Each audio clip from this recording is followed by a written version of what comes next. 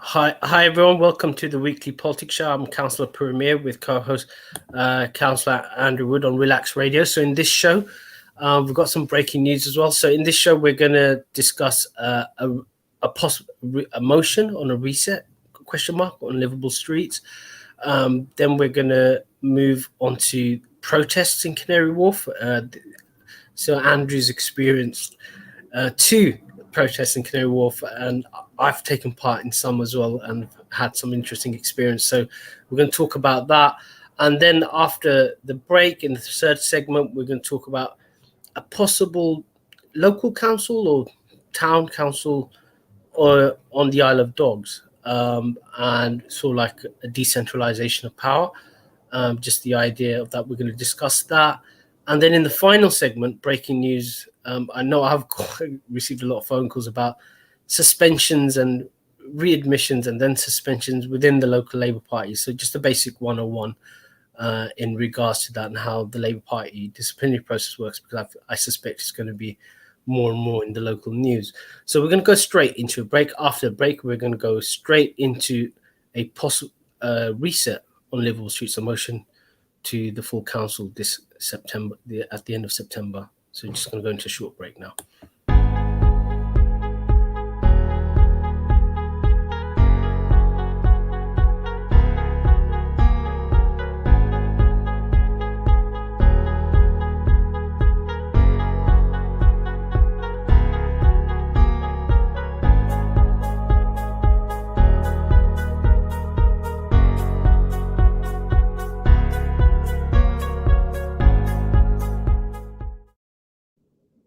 Hi everyone, welcome back to the weekly policy show. I'm Councillor Puru Miah with co-host Councillor Andrew Wood on Relax Radio.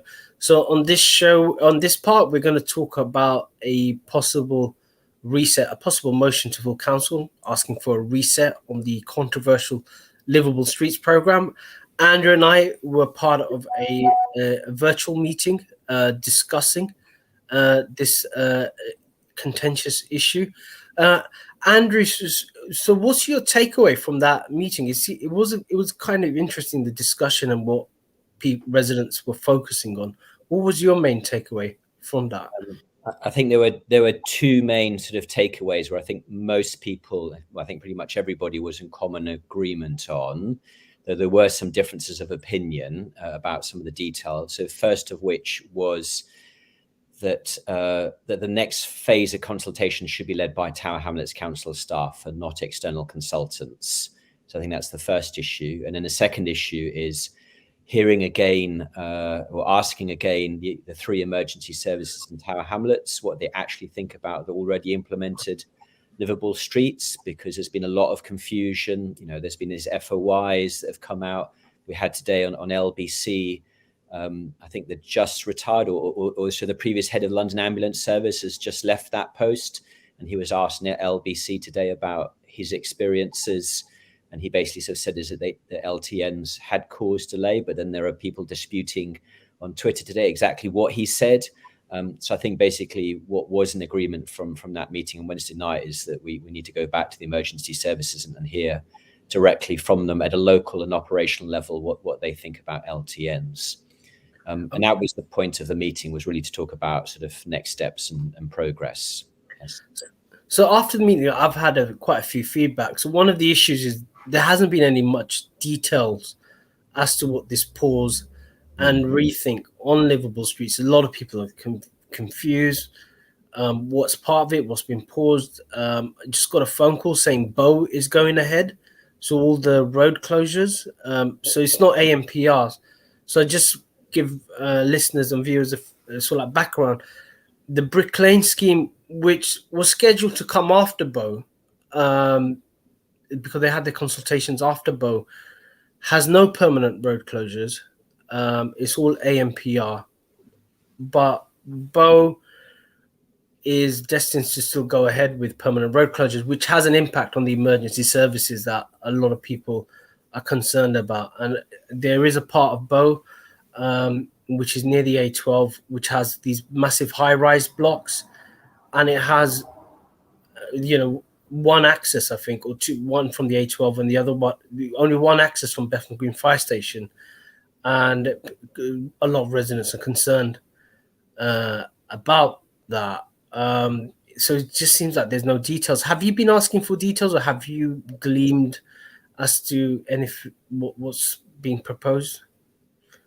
No, so all I've seen is the mayor's announcement last Friday, where he basically said we will be briefly pausing and where necessary changing Liveable Streets programme. This might mean changes to existing schemes, but mostly means looking at our future plans, and it kind of goes on. But I mean, to give you one example, is the Shadwell consultation is underway and finishes on Sunday. So I don't think what he meant was that ends. So certainly I think any consultations underway right now should definitely finish and be collated. But no, there is a lack of clarity about exactly what this all means. So for example, this was released on Friday, and on Monday, the council put out, and a bank holiday Monday, remember, when probably the council staff aren't there, is they did put out a tweet about the Shadwell consultation and sort of implying that everything was going forward as normal. And I think actually what happened is that they wrote this on the Friday, and then sort of you can use software to then release a tweet on the Monday. So I think there is some confusion over exactly what this means. So one of the things that we will try and do in our motion for the 29th of September council meeting is fill in some detail as to what we think that pause should mean. I think, well, I'm proposing that we actually use the word reset in the motion, but one of the things that we will do is that we will share this draft motion online and see what people think and invite comments and changes, because the deadline is not next Wednesday, as I first feared. It's actually in a week and a half from today. So actually we do have some time to consult you out there as to what you think should be in this motion, and how do we interpret what the mayor said.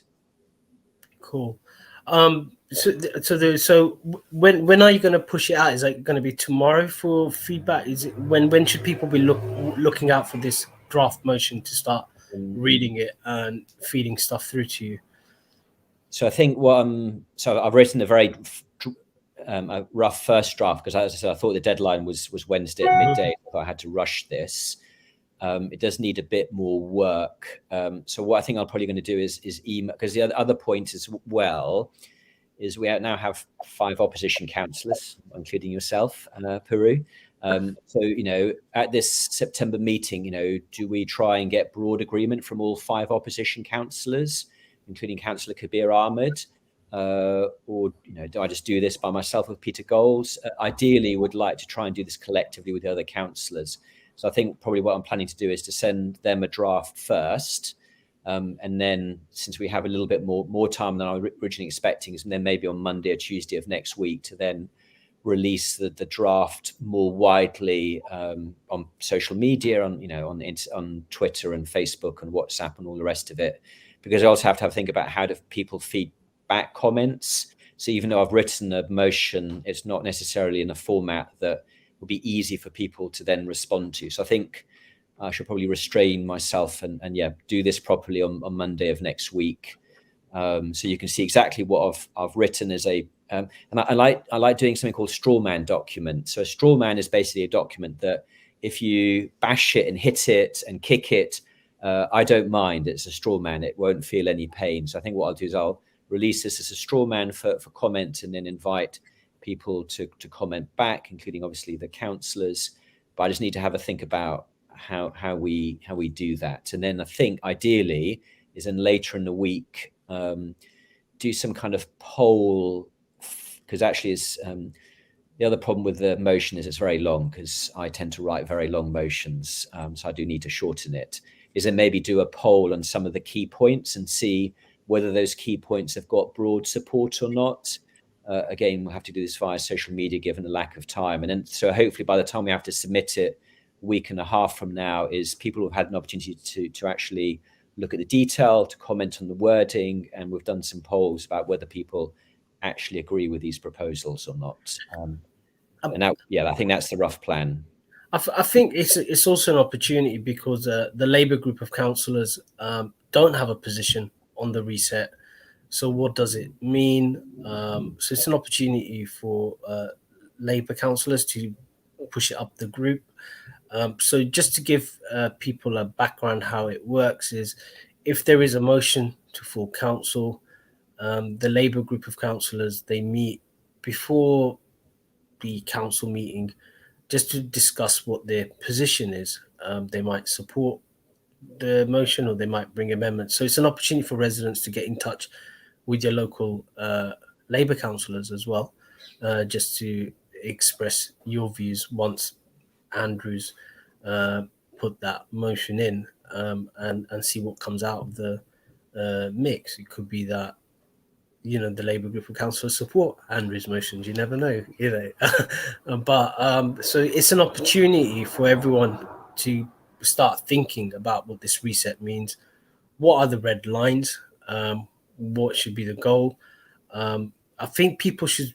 One of the issues that I found was everyone's concentrating on the reduction of traffic as the main thing that needs to happen, without thinking about other quality of life issues like economic well-being. Like, people need to have money, earn money, or have access to transport access. So people with access issues, what do we do?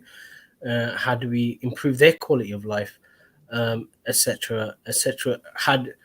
The other thing is, how do we mitigate air pollution as well? Is it just reducing traffic, or is there other things we can do, like greening, like green walls, or etc., etc.? It just seems really weird that we're just focusing on we need to reduce traffic without looking at other metrics. And it'd be good to get people's ideas as to what they think their local streets are there for, and how they use it. Is traffic the main issue, or is it ASB or crime? Those kind of. So I find it really weird that none of those kind of discussions come into it, where the title of the program is Livable Streets, but is the main definition of a livable street a street with no traffic? Is that what we're saying?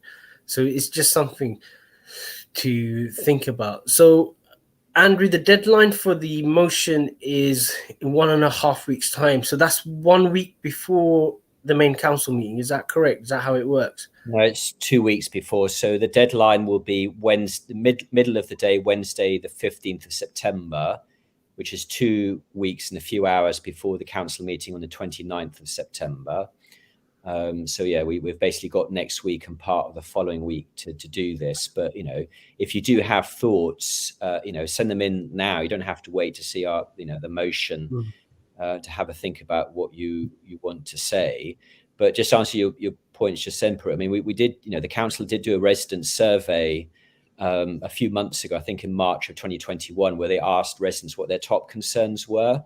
And basically in order, they were crime and ASB was the top concern of 47% of residents, then affordable housing, then littered dirt in the streets was 25%, number of homeless people, level of council tax, not enough being done for young people, 19%. And then the seventh highest concern, which is interesting, was actually traffic congestion. So people were, quite a few people were worried about traffic congestion, or 17% of respondents were concerned about traffic congestion.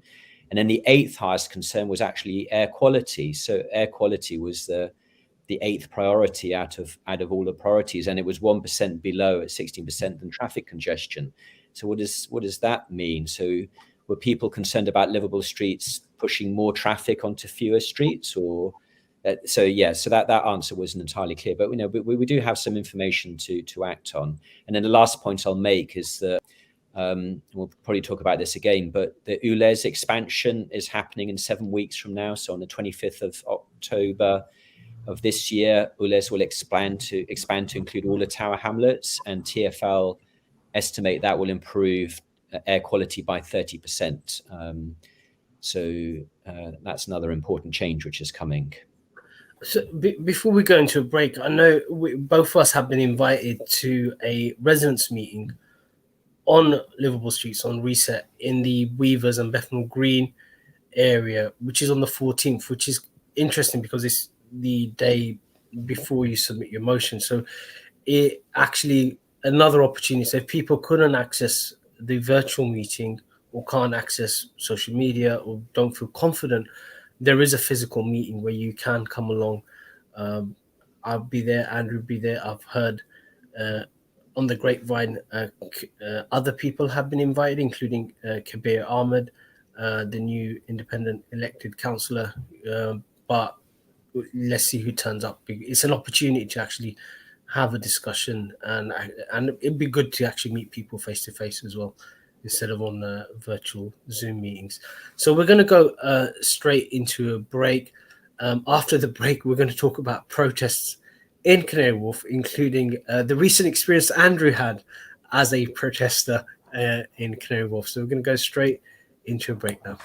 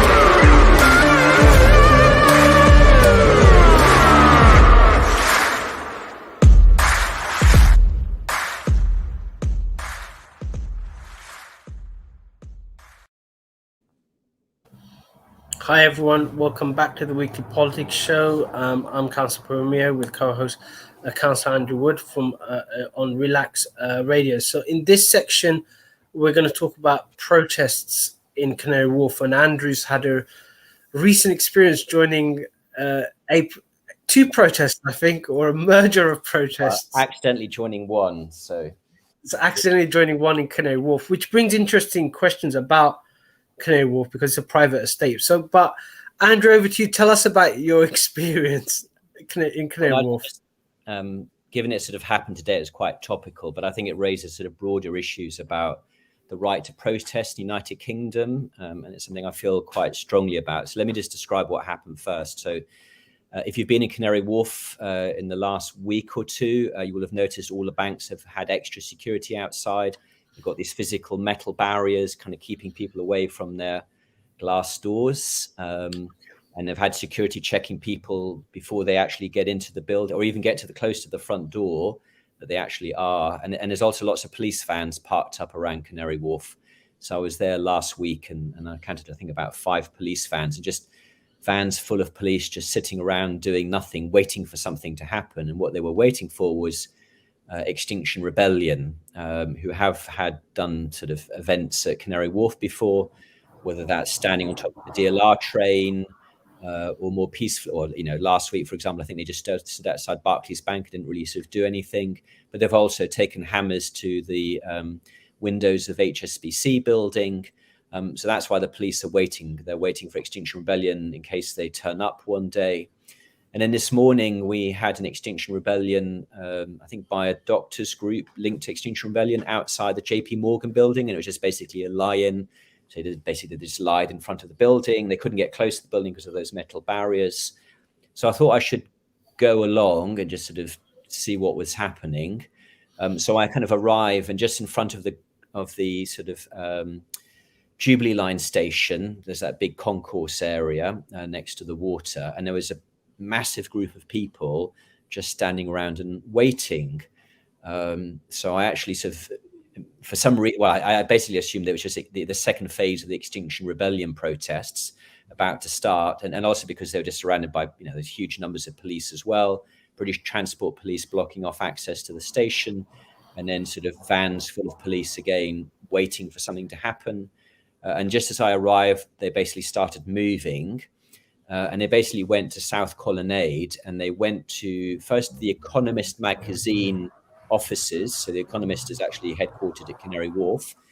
And then a lot of people don't realize this, but actually at Canary Wharf, there's also a big office building occupied by a number of different government departments. I think there's about 5,000 civil servants who live there, who work there, including, I think, a medicines regulation agency as well is based there. And what I then realized, because I just assumed, given the sort of age profile, because it was quite a young group, and there weren't any sort of placards or banners, it was just lots of them. I just assumed they were Extinction Rebellion. And I suddenly realized, oh no, whoops, actually, no, it was an anti-vaccination protest campaign. So you basically had a bunch of people protesting against the vaccination program. So I got 2 leaflets.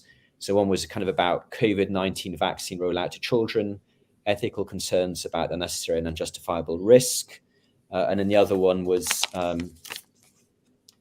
stop jab segregation passes. So again, all about the vaccination program and issues like that. And part of the problem is that they blocked the South Colonnade Road. So therefore they blocked the bus routes. So buses weren't able to get through in that road for quite a long period of time. And when I first arrived, I actually went up to the protesters and sort of said, can you please, because actually they weren't blocking the road that much. I said, if you just move it that way a little bit, then you won't block the buses. But what they said to me, I can't repeat on social media. It was unprintable. But then later when I went back and asked again, then they said, no, they're not Extinction Rebellion, that they were sort of COVID related. And the issue there was a little bit like Extinction Rebellion standing on trains, which they did at Canning Town as well, is that they were stopping people from traveling on public transport. And the other thing that they did is that they obviously did not, and I actually asked the police this, they didn't coordinate with the police. They just basically turned up. So whether the police were ready for some kind of protest, just expecting Extinction Rebellion and then got the anti-vaccination group instead, or whether the police actually were expecting this, I'm not entirely sure. But what we did have was a lot of disruption to the estate, but it was all peaceful. What was interesting, there were lots of kids, well, not lots, but there were some children there as well, like 4, 5, 6-year-olds, quite a few families there as well. So if it hadn't been for the blocking of the buses, actually would have been entirely fine. There wouldn't have been any issues, but obviously the police didn't know that. And the other thing they were trying to do was to get in. Well, I couldn't be clear about this. I assumed they were trying to get into those buildings, but all of the buildings were basically closed off with security, so they couldn't have got in. And the police were there as well, ready to stop them getting in as well. So what happened in the end was peaceful. But my main concern about all of this stuff is that it's a huge waste of police resources to have police sitting in vans waiting for something to happen, because they don't know who's going to turn up. Will it be Extinction Rebellion just to lie outside an office? Completely fine, peaceful, no issues with that whatsoever. Or are they going to turn up to block public transport? Or are they going to turn up to try and smash windows with hammers, which is not acceptable in what is still the third most economic centre in the United Kingdom? So I thought it was just interesting because it raises lots of issues about, peaceful protests, the right to protest, the fact they were doing this in a private estate, which didn't seem to make any difference, and whether or not, and I take the view that you shouldn't hold a protest unless you've coordinated it with the police in advance, which clearly the two groups today don't agree with. So that's what I thought would be worth talking about. Yeah, I was quite surprised that Canary Wharf allowed it to happen. Normally, they got these private security guards that run out. Yeah. Like ages ago, we were trying to make a film. I was with an amateur filmmaker, and we went in the middle of the night, tried to get some shots of skyscrapers, and security guard just came out of nowhere and chased us away. We couldn't even film.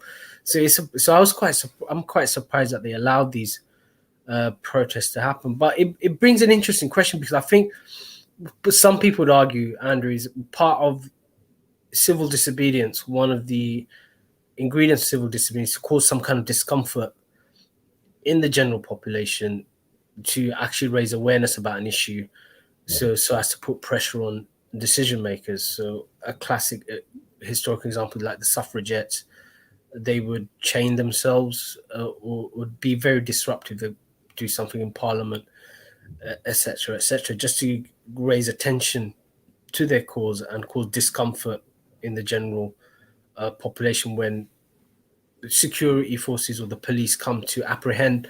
It just causes discomfort in the general population. So that's the but that's one of the reasons behind civil disobedience. So it's a fine balance where you want to create some kind of discomfort, but you don't want to turn the general public against you. So it's one of those things. But I think we're going to see it more and more.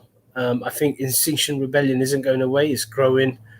But I've also seen sort of like the police being really heavy-handed as well, where someone put some art installation up in Hoxton. It was just generally an art installation, but they thought it was a Extinction Rebellion thing, and the police raided it in the morning and took it down. So there are concerns as well about heavy-handedness by the police. But it's interesting about the anti-vaxxers, because they turned up at the Alta Bali, where the mayor and a few Labour grandees were celebrating in Alta Bali Park, and they turned up to that, and there were more of them than there were of the mayor and his entourage. So it was kind of interesting. But again, they were very young people. That's what a lot of the feedback.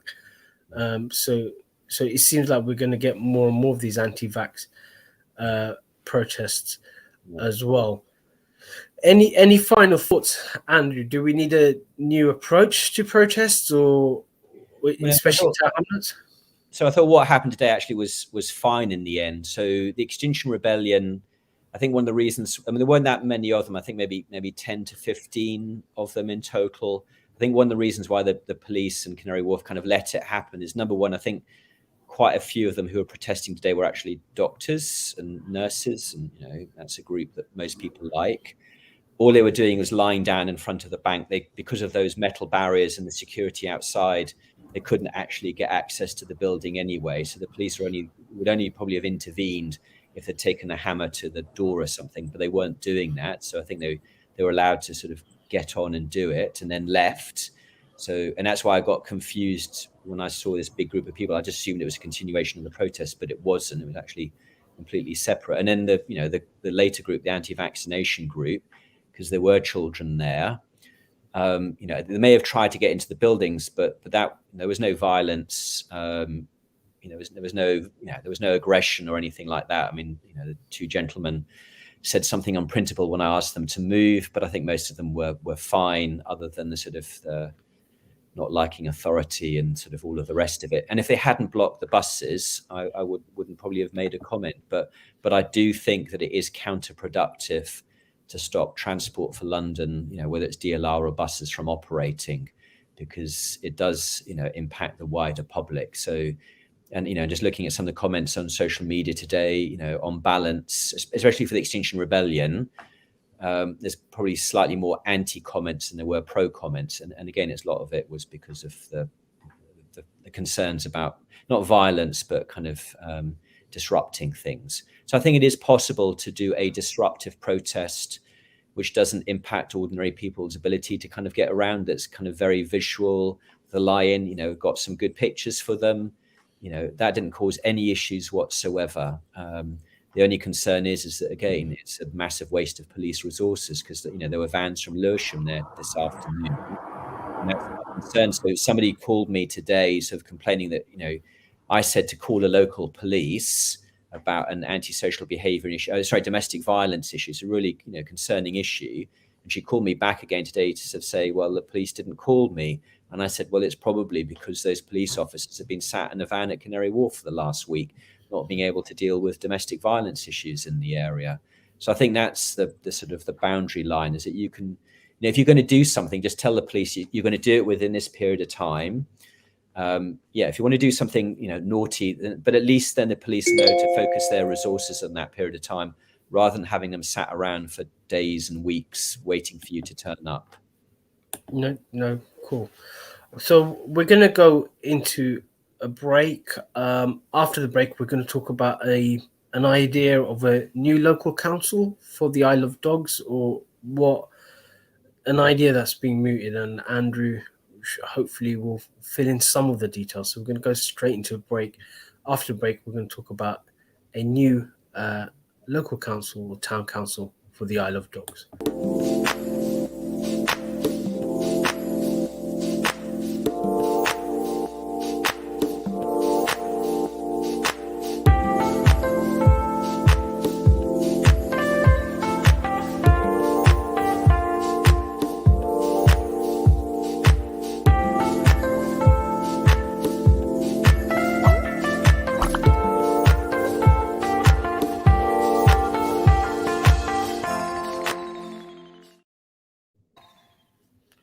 Hi everyone, welcome back to the Weekly Politics Show. I'm Councillor Puru Miah with co-host Councillor Andrew Wood.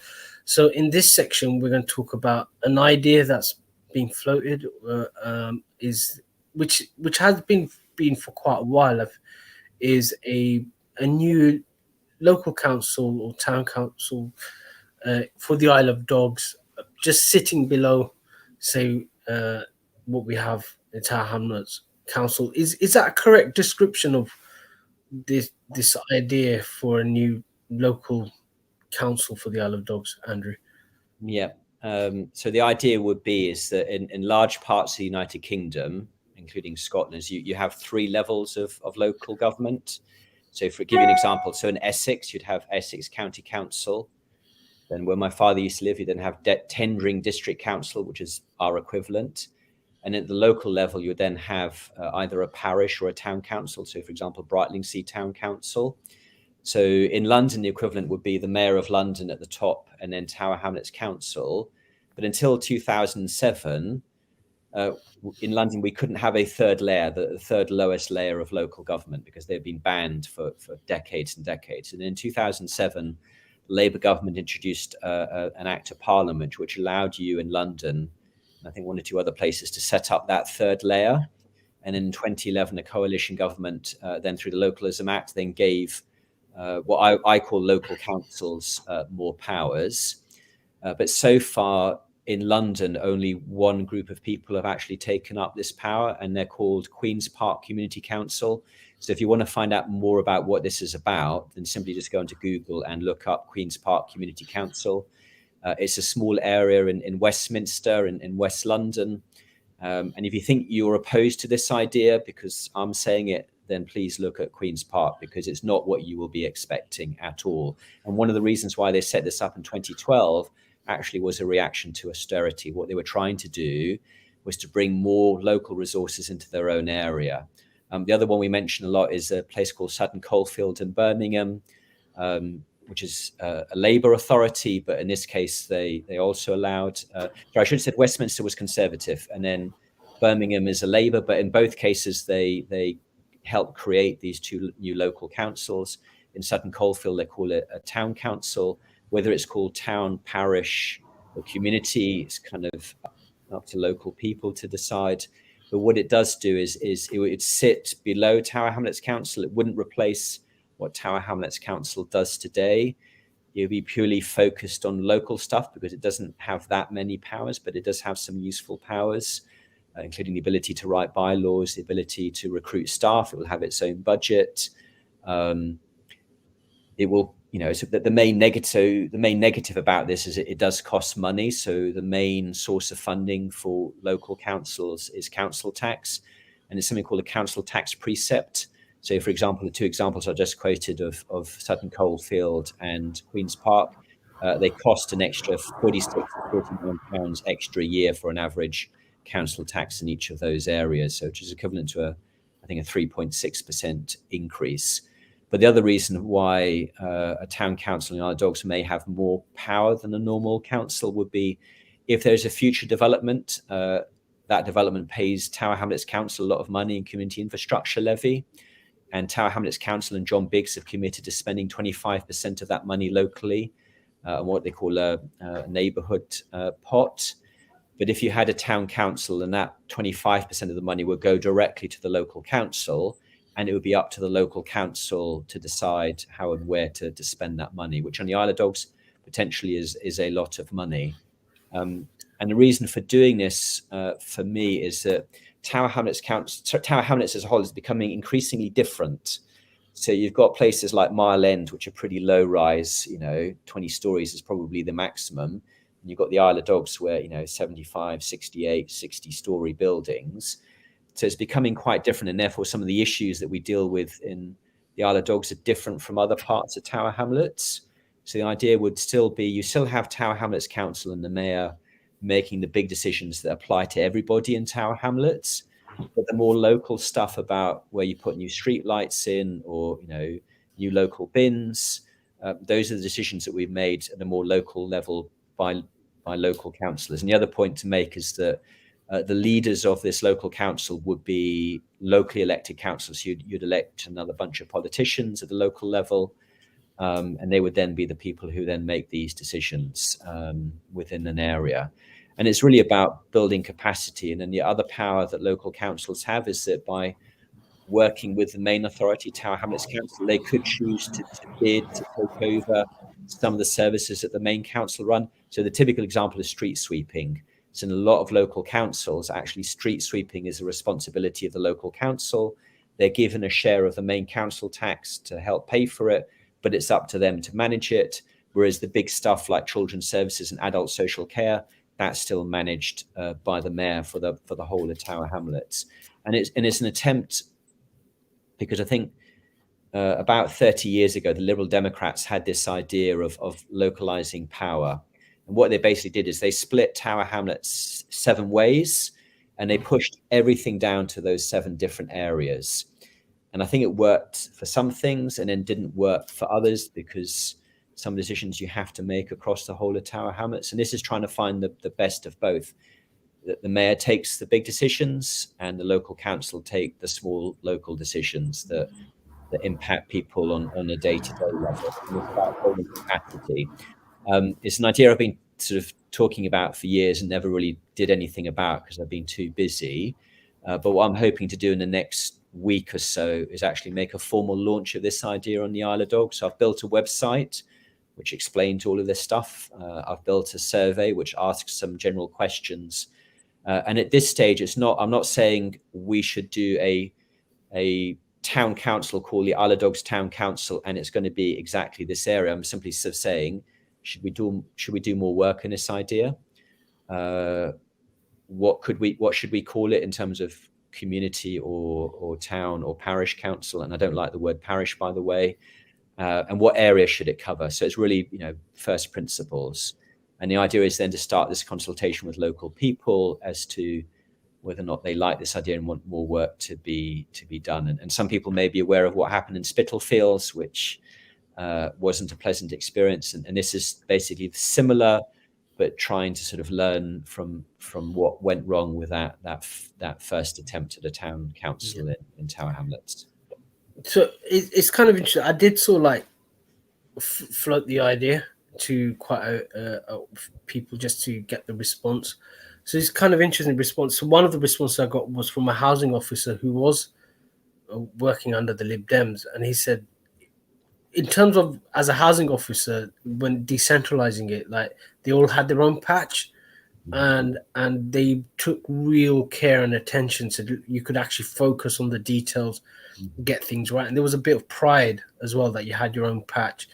And he said a lot of good things happened because I know overall it had a bad reputation, but on certain issues it had a massive, really qualitative impact. But I've also spoke to people so in Tower Hamlets, I'm just saying that this is seen as a power grab, but obviously it's a Labour-run borough. It's seen as a power grab by the oppositions, in this case, the Conservatives.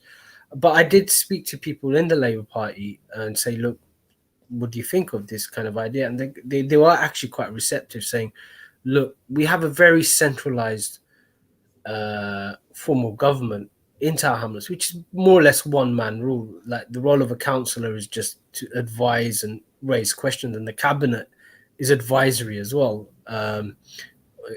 Theoretically, the mayor could run the entire administration on his own, and all he needs is the third of the councillors to agree with his budget on the second meeting. So it's very centralized, and they're saying that it actually acts as a balance. So you're actually getting real local democracy and genuine discussion, but it also will improve the culture as well. So at the moment, what they were saying is, because everything's so centralized, it's infantilized politics here, where you just shout and scream just to get attention from the mayor or the main decision maker, whoever that is. Whereas if you sort of like devolve power down, then you're having genuine discussions, trying to debate points out. It's not partisan anymore, it's actually practical, but it generates this culture of democracy, which only could be good. We do, the borough is famous for dysfunctional politics. It's in the news for the wrong reason, and we're going to discuss some of that in the next part. But it's an antidote, because we just don't have that culture anymore. It's just everyone's treated like children. And if you speak to some councillors privately, they would say the same, that they're treated like the children as well. So it's a good way of actually just shifting the culture and devolving power down and getting people involved and engaged. I think the other thing is a lot of people are switched off. So I don't know, you might have this frustration, but I have this frustration when I go and try to get people involved in politics, and they're real talented people in Tower Hamlets. They're professionally known outside of Tower Hamlets, but they go, no, we don't want to get involved, not in Tower Hamlets politics. No, it's reputational damage, or they just don't want the aggro. And it's just because of this kind of reputation we have. And it's a good way of actually getting those people involved without them getting too much involved. It's a good step ladder of training people up and see if they've got the appetite to actually get more involved. So there's a lot of good. I've got positive feedback on the idea. Yeah, no, and there's lots of Labour Party support for this idea. Whether it's a 2017 election manifesto, talks positively about some of this stuff. There are lots of statements from the shadow Secretary of State for local government, who again say lots of positive stuff. There are lots of Labour local councillors out there. There's also quite a few areas where you have, at a local level, local councillors, including Labour councillors, working within a Labour council as well.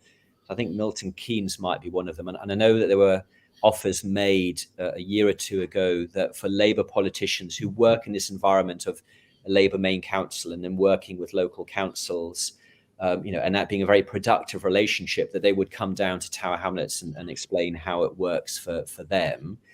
But I just think, one of the other advantages of this is, there's a lot on the mayor's plate. And I've seen, Mayor John Biggs involved in some really bitty sort of detail about where CCTV cameras should go in the park.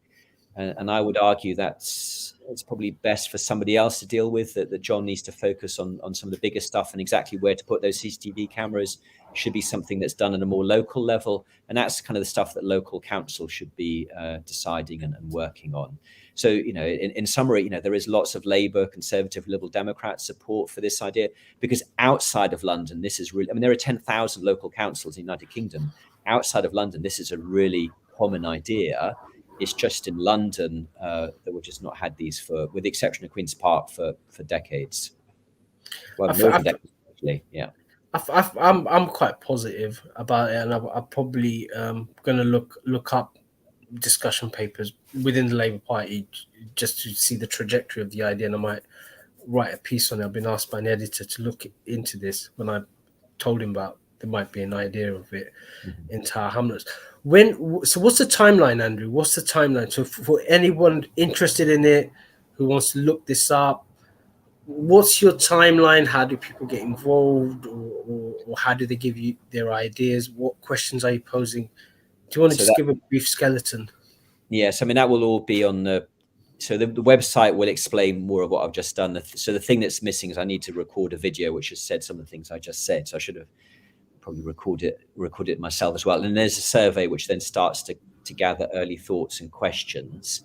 So I think once I've done the video, I just need to press the button. I'd hoped to do it a couple of days ago, but got distracted, and then today distracted by the demonstrations.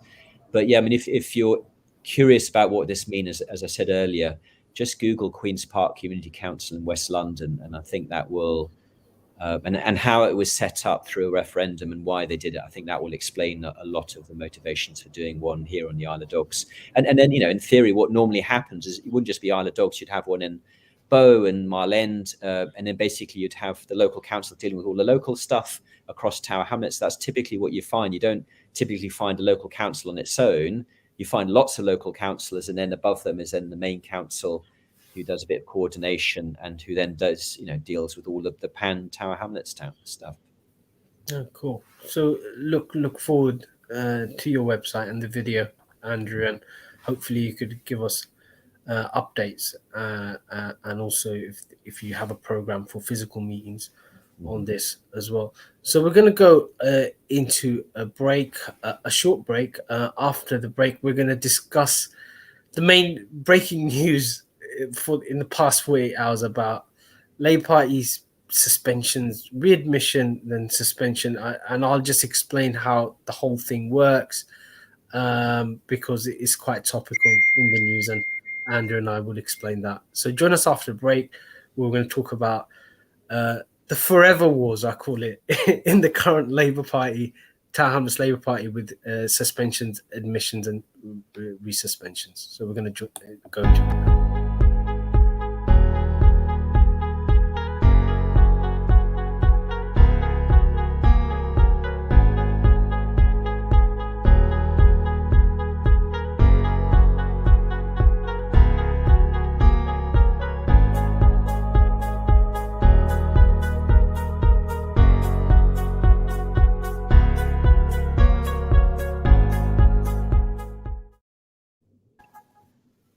Hi everyone, welcome back to the Weekly Politics Show. I'm Councillor Puru Miah with co-host Councillor Andrew Wood. So in this section, we're going to just talk about a breaking topic in the last 48 hours involving the local Labour Party, locally and nationally as well, which is sort of like a suspension of a Labour councillor. Then he's had his suspension lifted, and then a few hours ago he was resuspended again. So I've had a lot of phone calls. A lot of people have a lot of questions, and I just want to go through the basics, and I'll let Andrew ask some questions about it, so like anything I've missed out. So the way the Labour Party has been set up is a trade union movement. So a lot of the rules and regulations of the Labour Party reflect the workplace employment practice.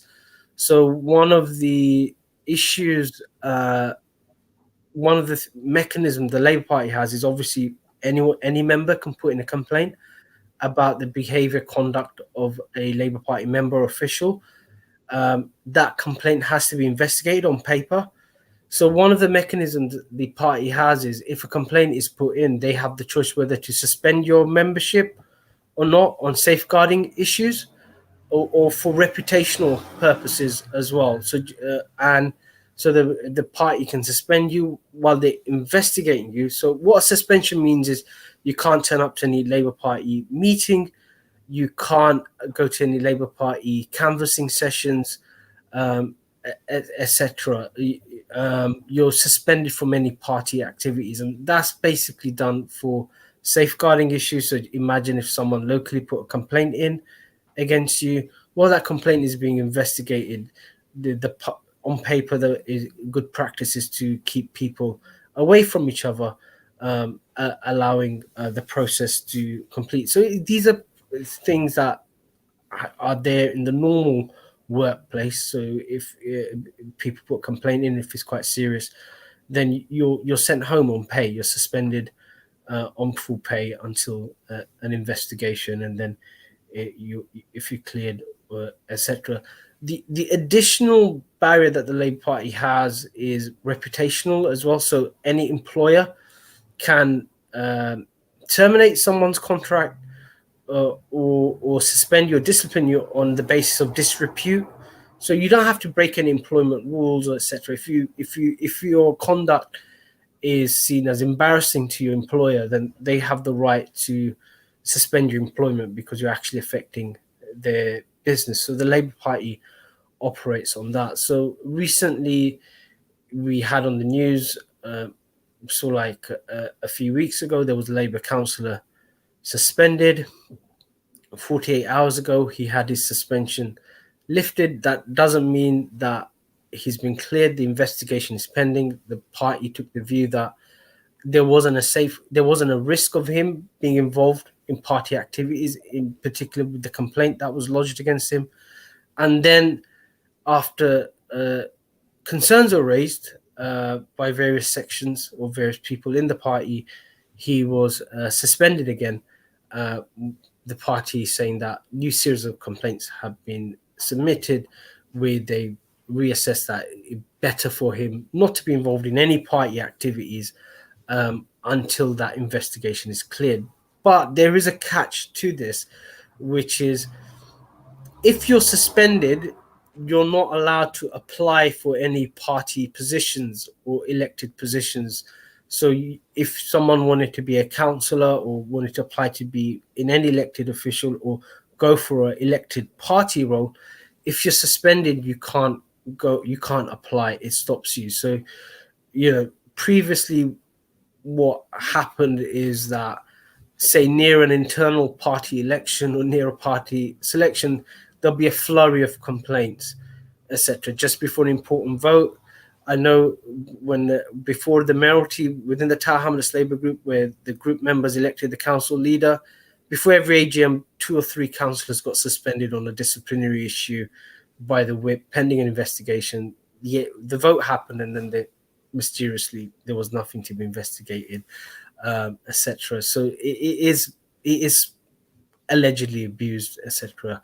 when it comes to internal selections and party elections. But Andrew, hopefully I've answered a lot of questions that you've had. Is it?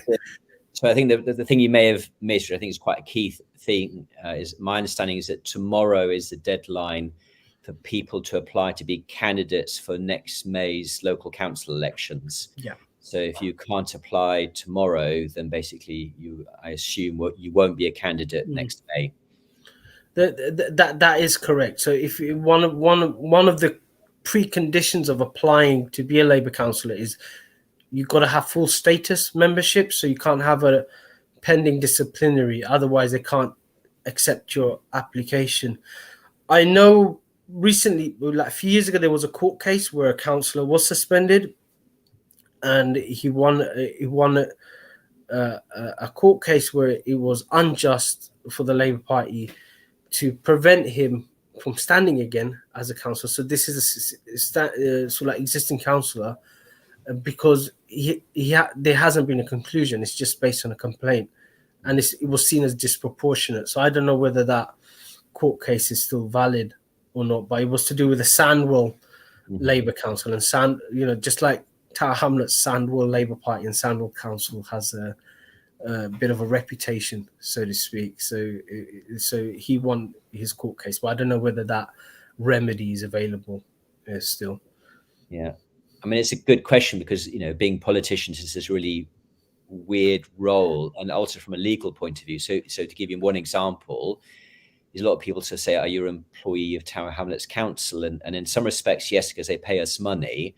But we also get no pensions, which is really odd because basically everybody else, because of the new rules introduced a number of years ago, is if you're an employee, then you should have the ability to opt into the pension scheme, which we don't have that power. So yes, so politicians have always been in a slightly odd situation as regards their party, because in some respects, if you're a party member and then become a politician for that party, it's a form of maybe not always the main source of employment, but it is a source of employment as well. So And I know, for example, that within the Conservative Party that Charlie Elphicke was suspended for a long period of time, and he was complaining that nobody told him why. But in that particular case, he was then later convicted for sexual assault. So the Conservative Party in that case kind of kicked him out first, in case there was any reputational damage, which is then what happened. And in the end, his former wife then took his seat. So I don't think the Labour Party is unique in this, but I suspect the thickness of the rule book may be different in the Labour Party as compared to my old party, the Conservative. Yeah, I think the Labour Party disciplinary process has an interesting history. So they first brought in these disciplinary processes in the 1930s. So there was a scare that the Communist Party was trying to infiltrate the Labour Party. So they brought in these disciplinary procedures, which are quite harsh, to sort of like wheedle out people or to discipline people. So the same structures exist, and it reflects structures within the trade unions as well. So trade unions internally have very strict disciplinary rules. So I noticed in the news, the Unison president, who ran for general secretary, is being disciplined by the union. Again, no one knows. Again, he hasn't been told what the reason is, and it's a very drawn out process as well. So it just reflects the history of the trade union movement and the Labour Party of issues from the 1930s or post World War One issues that are still hanging on, and so they still have these opaque disciplinary procedures, which I've been a sort of like subject to twice, which isn't pleasant. It's like you're in a bit of a limbo. You don't know what you've done wrong. It's a bit Kafkaesque. It's a bit like Kafka's The Trial. You just don't know what you've done wrong. All of a sudden, there's a knock on the door. In this case, an email that comes in at the end of the day saying you've done something wrong, but you don't know what you've done. And all this, and then you're struggling to find out what you've done wrong and trying to remedy it. But hey, it's politics, as they say. Any final question, Andrew? No, not on this. And obviously, the individuals concerned, I guess, may wish to comment as well in the future. I mean, some of the stuff is in the public domain, but it's also the whole issue is just kind of very messy.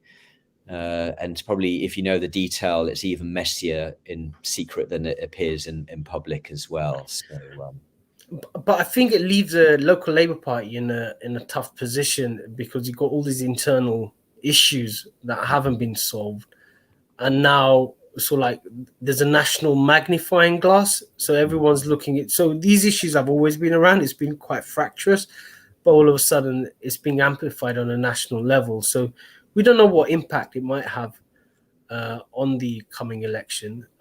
There is a saying, divided parties don't normally win elections.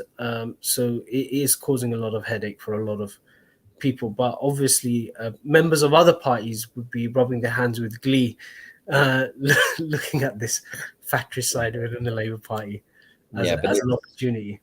So I think speaking, well, not a member of another party, but speaking as an opposition councillor. So yes, in part, but also, there are human beings, fellow politicians involved in this as well. So it's not something that we take any pleasure in at all. Understood. Yeah, cool. So we're near the end of our show. Thank you again, everyone, for watching and listening to the weekly politics show.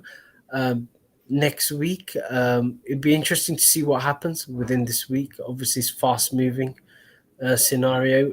We might have some clarity as to who's standing and who's standing down amongst the Labour team, and that might bring some interesting views. But thank you for watching.